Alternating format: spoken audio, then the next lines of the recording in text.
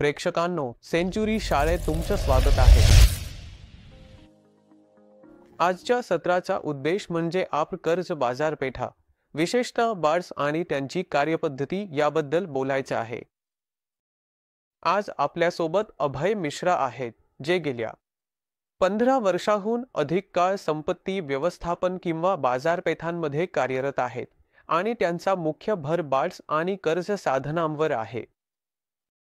म्हणून आम्हाला त्यांच्याकडून समजून घ्यायचं आहे की बार्स कसे काम करतात, बार्स म्हणजे काय, वेगवेगळ्या प्रकारचे बार्स कोणते आहेत आणि कोणत्या प्रकारच्या गुंतवणूकदारांसाठी हे योग्य आहे। तसंच एखाद्याने बार्सबद्दल काय समजून घ्यावं किंवा जेव्हा ते आपल्या भागीदारांसमोर किंवा क्लायंटसमोर बोलतात तेव्हा बार्सबद्दल काय बोलावं हेही महत्त्वाचे आहे। तर अभय, तुमचं स्वागत आहे। हाय, धन्यवाद। मला इथे बोलावल्याबद्दल आभार। अंकित जसं की सोप्या आणि सर्वसामान्य भाषेत सांगायचं झालं तर मी बाँड म्हणजे काय, ते कसं काम करतं आणि त्यासोबतच आपले भागीदार हे आपल्या क्लायंटसमोर किंवा त्यांच्या क्लायंटसमोर कसं मांडू शकतात आणि सध्या या काळात कुणी बाँडमध्ये गुंतवणूक का करावी, हे सर्व मुद्दे मी समजावून सांगण्याचा प्रयत्न करेन। तर बाँड म्हणजे काही वेगळं नाही तर एखाद्या कॉर्पोरेट किंवा सरकारी संस्थेने, मग ती राज्य सरकार असो किंवा केंद्र सरकार असो, पैसे उधार घेण्याचा एक मार्ग आहे। म्हणजेच जेव्हा एखादी कंपनी किंवा सरकार आपला प्लांट वाढवायचा असेल, यंत्रसामग्री वाढवायची असेल किंवा वेगवेगळ्या भागात किंवा परदेशातही आपला व्यवसाय वाढवायचा असेल, तेव्हा त्यासाठी पैसे उभारण्याचे काही मार्ग असतात। त्यापैकी एक मार्ग म्हणजे ते थेट बँकेत जाऊन पैसे उधार घेतात आणि त्या पैशांचा वापर आपल्या विस्तारासाठी करतात। आता दुसरा मार्ग म्हणजे ते भांडवली बाजारात जाऊन बाँड्स जारी करून पैसे उभारतात। तर सर्वसामान्य भाषेत सांगायचं झालं तर बाँड म्हणजे असं काही नाही की कोणी पैसे उभारतो किंवा उधार घेतो आणि त्याबदल्यात व्याज देतो आणि हे वेगवेगळ्या मालमत्तांनी सुरक्षित केलेलं असतं। म्हणजेच थोडक्यात सांगायचं तर हेच बाँड आहे। आता सध्या बाजारात कोणत्या प्रकारचे बाँड्स उपलब्ध आहेत? तर दोन्ही म्हणजे कॉर्पोरेट आणि नॉन कॉर्पोरेट आणि त्यासोबतच सरकारी बाँड्स देखील उपलब्ध आहे। म्हणजे मुख्यत्वे हे 3 प्रकारचे बाँड्स उपलब्ध आहेत। तर मी एक एक करून सांगतो। सरकारी बाँड्स म्हणजे मुळात भारत सरकार किंवा राज्य सरकारने जारी केलेले बाँड्स, ज्याद्वारे ते विविध पायाभूत सुविधा प्रकल्पांसाठी पैसे उभारतात, जे देश आणि राज्याच्या विकासासाठी वापरले जातात। आणि त्याच्या बदल्यात सरकार तुम्हाला ठराविक टक्केवारीने व्याज देते। कारण हे बाँड्स सरकारच्या पाठबळावर असतात, मग ते राज्य सरकार असो किंवा केंद्र सरकार, त्यामुळे हे अत्यंत सुरक्षित मानले जातात आणि म्हणूनच त्यांना सामान्यतः क्रेडिट रेटिंगमध्ये सर्वाधिक मानले जाते आणि त्यामुळे ग्राहक किंवा त्या बाँड्सच्या अंतिम वापरकर्त्याला चांगला व्याजदर मिळतो। आता दुसरा मार्ग म्हणजे बाँड्स जारी करण्याचा, तो म्हणजे कॉर्पोरेट्सकडून। ते त्यांच्या कामकाजासाठी लागणाऱ्या अल्पकालीन गरजांसाठी तसेच दीर्घकालीन विस्ताराच्या व्यवसाय योजनांसाठीही पैसे उधार घेतात आणि हे पैसे ते कसे उभारतात, तर पुन्हा ते अल्पकालीन गरजांसाठी शॉर्ट टर्म पेपर्स जारी करतात, ज्यांना मी बाँड्स म्हणतो। आणि मग ते दीर्घकालीन गरजांसाठी दीर्घकालीन बाँड्स जारी करतात। पुन्हा व्याजाच्या बदल्यात त्या साधनाच्या स्वरूपावर अवलंबून व्याज ठरते। ते मासिक व्याज देणारा बाँड असू शकतो, त्रैमासिक व्याज देणारा बाँड असू शकतो, वार्षिक व्याज देणारा बाँड असू शकतो किंवा तो एक कायमस्वरूपी बाँड असू शकतो ज्याला कोणतीही मुदत नसते। आणि तिसरा प्रकार म्हणजे असे बाँड्स जे कंपन्यांनी जारी केलेले असतात पण त्या कंपन्या सूचीबद्ध नसतात। म्हणून तुमच्याकडे सूचीबद्ध बाँड्स आहेत, असूचीबद्ध बाँड्स आहेत, सरकारी संस्थांनी जारी केलेले बाँड्स आहेत, ते केंद्र सरकारचे किंवा राज्य सरकारचे बाँड्स असू शकतात किंवा PSU बाँड्स असू शकतात जिथे सरकारचा बहुसंख्य हिस्सा असतो। म्हणूनच यांना सार्वजनिक क्षेत्रातील नेट टाकिंग्स म्हणतात आणि ते त्यांनी जारी केलेले असतात। आता तिसरा प्रश्न की हे पोर्टफोलिओमध्ये नेमके कसे स्थान मिळवू शकते? म्हणून जेव्हा आपण कोणत्याही क्लायंटसाठी किंवा कॉर्पोरेटसाठी पोर्टफोलिओ तयार करतो तेव्हा दोन प्रकारच्या गुंतवणुका केल्या जातात. एक म्हणजे अल्पकालीन गरजांसाठी आणि दुसरे म्हणजे दीर्घकालीन दृष्टिकोनातून, जेव्हा तुम्ही तुमच्या भविष्यातील गरजांसाठी निधी तयार करत आहात. म्हणून जर रोख प्रवाहाची गरज असेल तर या बाड्सद्वारे कॉर्पोरेट्स आपले पैसे अल्पकालीन ठिकाणी ठेवतात, कारण त्यांना दीर्घकालीन कालावधीसाठी स्पष्टता नसते आणि त्यामुळे ते दीर्घकालीन गुंतवणुकीत पैसे गुंतवू शकत नाहीत. म्हणून ते अशा बाड्समध्ये गुंतवणूक करतात. वैयक्तिक दृष्टिकोनातूनही. आता भागीदाराच्या दृष्टिकोनातून पहा. जेव्हा तुम्ही एखाद्या क्लायंटकडे जाता, समजा तो 60 वर्षांपेक्षा जास्त वयाचा आहे आणि आता निवृत्त झालेला आहे, त्याच्याकडे काही निवृत्तीचा निधी आहे, आता त्याच्यासाठी भविष्यातील दैनंदिन गरजांसाठी कोणताही रोख प्रवाह किंवा उत्पन्न उपलब्ध होणार नाही. म्हणून तो आज काय करतो तर तो पैसे बँकेच्या मुदत ठेवीत ठेवतो आणि त्या ठेवीवर मिळणाऱ्या व्याजावर आपले जीवन जगतो. त्याऐवजी जिथे व्याजदर एका ठराविक टक्क्यांवर मर्यादित असतो, आज कोणत्याही सार्वजनिक क्षेत्रातील बँकेसाठी किंवा राज्य सरकारच्या बँकेसाठी जास्तीत जास्त व्याजदर 8.8% जास्त जात नाही. त्याऐवजी कॉर्पोरेट बाँड्स उपलब्ध आहेत, दोन्ही सूचीबद्ध आणि नॉन लिस्टेड प्रकारात, जिथे व्याजदर 16% पर्यंत जाऊ शकतो. अर्थात तो किती जोखीम घेण्यास तयार आहे यावर अवलंबून, किंवा मध्यम जोखमीच्या पातळीवर 9% ते 12% दरम्यानचे बाँड्स मार्केटमध्ये उपलब्ध आहेत, जे त्यांच्या दैनंदिन गरजांसाठी व्याज उत्पन्नाच्या स्वरूपात मदत करतात. ही श्रेणी आहे जिथे भागीदार ग्राहकांपर्यंत पोहोचू शकतात आणि त्यांना सुचवू शकतात. दुसरे म्हणजे जेव्हा तुम्ही सर्व काही वर्तुळात ठेवता. तर आपण सर्वजण विविधतेबद्दल बोलतो, तर संपत्ती व्यवस्थापनात एक सर्वसाधारण म्हण आहे की तुम्ही सगळी अंडी एका टोपलीत ठेवू नका. म्हणून विविधता ही काळाची गरज आहे आणि विशेषतः जेव्हा बाजार, इक्विटी बाजार उच्चांकावर आहेत, जेव्हा आपण पाहतो की सर्व शेअर्समध्ये हालचाल आहे, सर्व काही वरच्या दिशेने चालले आहे, तेव्हा काही प्रमाणात नफा मिळवून त्यातील काही पैसे कर्ज विभागात ठेवणे, जो तुलनेने सुरक्षित असतो, हे अर्थपूर्ण ठरते. म्हणून इक्विटी बाजाराच्या तुलनेत येथे चढउतार किंवा परताव्यातील बदल कमी असतात, किंवा मी म्हणेन अगदी नगण्य असतात, जर आपण हे पैसे निश्चित उत्पन्न साधनात गुंतवले, जिथे तुमची भांडवल सुरक्षित असते आणि तुमचा व्याज किंवा उत्पन्न तिथे हमखास मिळते. तिसरे म्हणजे आत्ताच का? तर जो कोणी व्याजदरांची परिस्थिती किंवा व्याजदर चक्र समजतो, सध्या आपण अशा परिस्थितीत आहोत जिथे व्याजदर शिखरावर आहेत.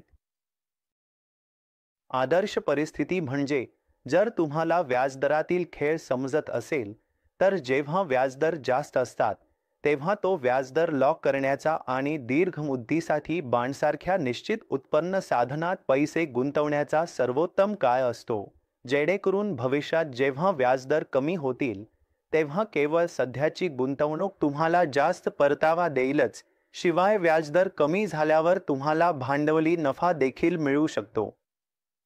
हे मी तुम्हाला दुसऱ्या उदाहरणातून समजावून सांगतो. म्हणजेच थोड्या वेळात की जेव्हा तुम्ही आज जास्त व्याजदरावर काहीतरी खरेदी करता आणि नंतर व्याजदर कमी होतो, तेव्हा त्या बाँडच्या किमतीवर त्याचा कसा परिणाम होतो. आणि शेवटी आज कोणकोणते पर्याय उपलब्ध आहेत.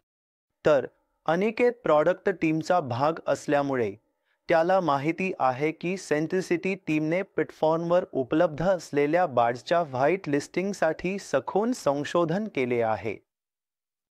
आणि जो कोणी 1 महिन्याच्या अल्प मुदतीपासून ते 10 वर्षांच्या दीर्घ मुदतीपर्यंतच्या कागदपत्रांसाठी शोधत आहे, अशा सर्व प्रकारच्या बाँड्ससाठी व्हाईट लिस्ट तयार करण्यात आली आहे, जेणेकरून तुम्ही तुमच्या ग्राहकांकडे, भागीदारांकडे जाऊन तपासू शकता की काय तुमच्यासाठी योग्य आहे आणि त्यानुसार तुम्ही बाँड निवडून त्यामध्ये गुंतवणूक करू शकता.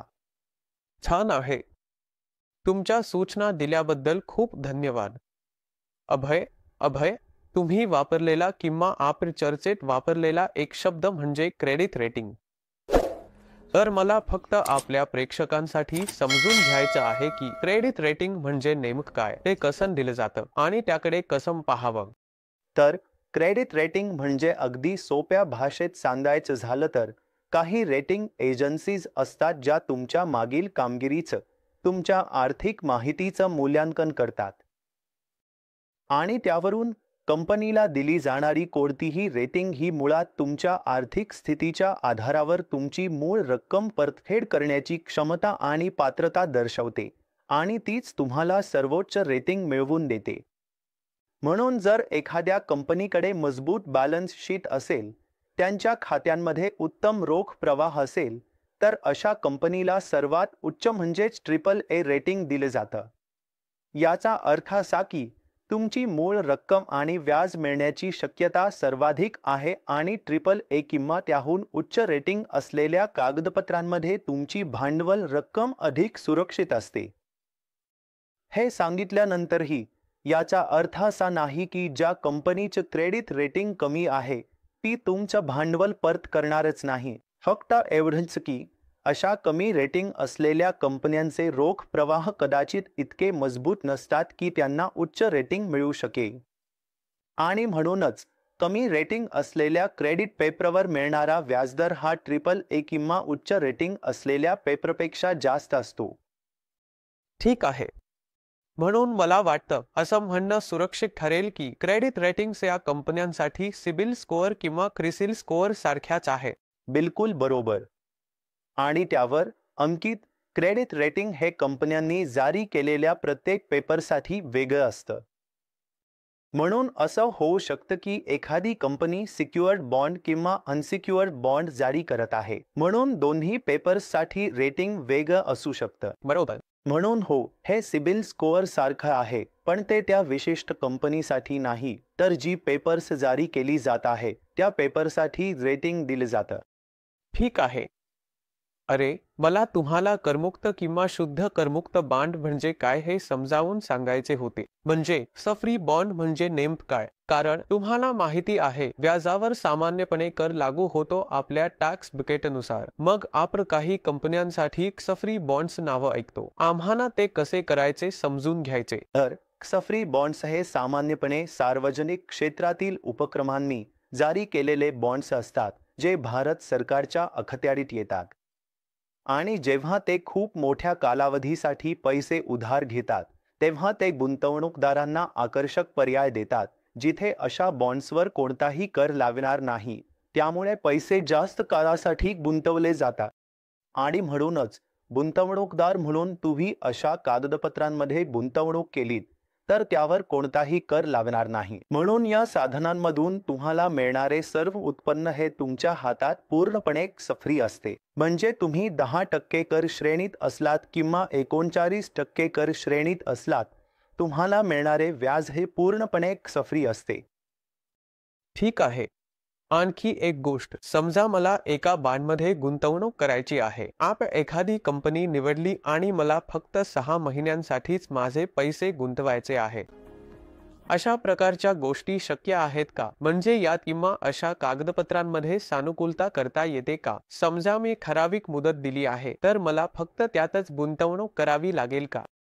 नाही. तर हे कसे चालते म्हणजे हे सगळे सूचीबद्ध बॉन्ड्स हे देखील व्यापार योग्य असतात. म्हणूनच जर तुम्हाला कोणत्याही वितरकाकडे जायचे नसेल तरी तुम्ही थेट NSEच्या वेबसाईटवर जाऊ शकता आणि तिथे बॉन्ड्स शोधल्यास सूचीबद्ध बॉन्ड्स उपलब्ध आहेत. जसा तुम्ही आज शेअर खरेदी करता तसाच तुम्ही सूचीबद्ध बॉन्ड्स NSE पोर्टल्सवरून खरेदी करू शकता.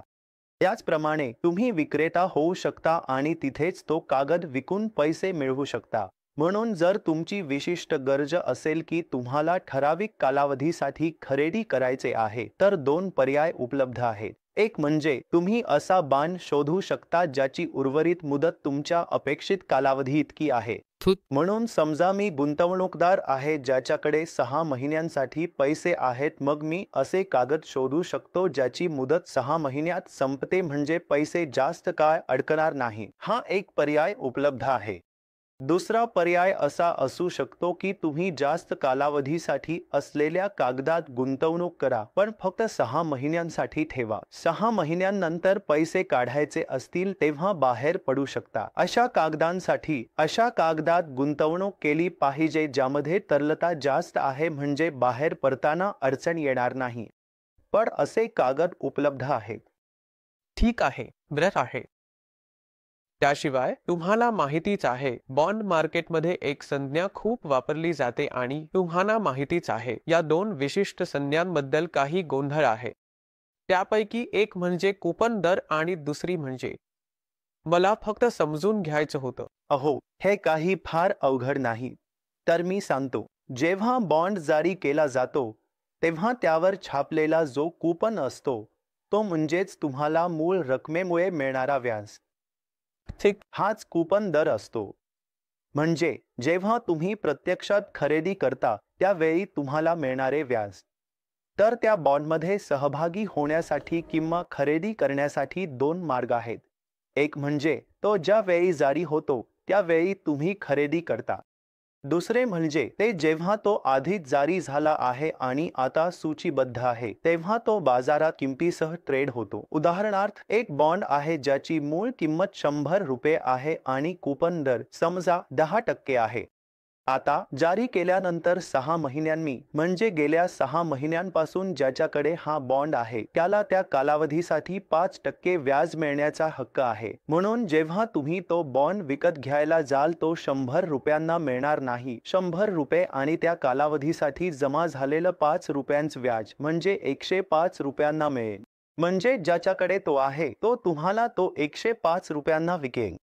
म्हणून तुमच्यासाठी कूपन दर 10% राहणार नाही किंवा तुमचं यील्ड 10% राहणार नाही.